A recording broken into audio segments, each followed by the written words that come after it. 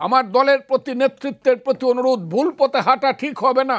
আমি যে কথাটা বলেছি এটা থেকে আমি কোনোদিন সরতে পারবো না যে এই আন্দোলনটার পিছনে একটা কালো শক্তি ছিল, সেই শক্তিটার নাম জামাত, যেটা ছেলেরা বলেছে তারাই ছিল এখানে ভ্যানগার্ড, জামাত শিবির।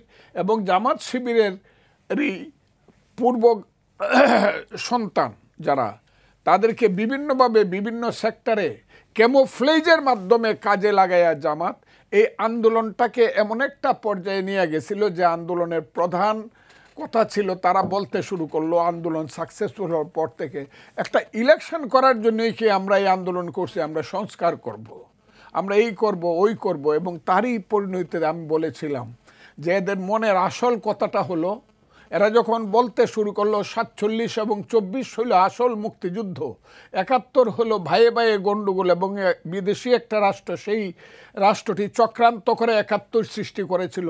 আমি সেদিনে বলছিলাম, এই রাজাকারের বাচ্চারা, এই আলবদরের বাচ্চারা, এখনও কিন্তু মুক্তিযুদ্ধ এবং মুক্তিযোদ্ধা বাইচা আছে।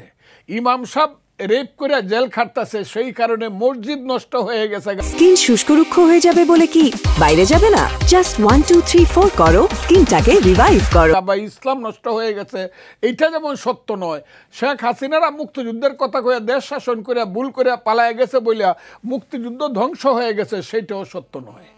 কাজে আমি বলেছিলাম মুক্তিযুদ্ধ থাকবে, তার উপরে দাঁড়ায় দেশ করেন, কারণ মুক্তিযুদ্ধে দেশের হাজার বছরের বাঙালির শ্রেষ্ঠ অর্জন। ভোট নাও হইতে পারে জাতীয় সংসদের ভোট, তবে ওর ভোট হইতেই হবে। কি ভোট? গণভোট। গণভোটটা হইতেই হবে, মানে জুলাই সনদের ভোট হইতে হবে। ওই জামাতরা বলে একটা কথা খুব সুস্পষ্টভাবে বলে দেই, আমি জানি না আমার দল কি করবে, আমার দলের প্রতি অনুরোধ, আর ব্লাফ খাওয়া যাবে না। এমনি অনেক ভুল পথে হাঁটা হয়ে গেছে, আমার দলের প্রতি নেতৃত্বের প্রতি অনুরোধ, ভুল পথে হাঁটা ঠিক হবে না।